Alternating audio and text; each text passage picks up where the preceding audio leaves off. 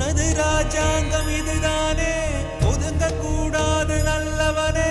தொண்டுகள் செய்ய நீ இருந்தால் தொல்லை நேராது தூயவனே. கைகளில் பொன்னள்ளி நீ கொடுத்த என்று கண்களில் கண்ணீர் ஏன் கொடுத்த. காவியங்கள் உன்னை பாட காத்திருக்கும் பொழுது காவி உடை நீ கொண்டால் என்னவாகும் மனது. காவியங்கள் உன்னை பாட காத்திருக்கும் பொழுது காவி உடை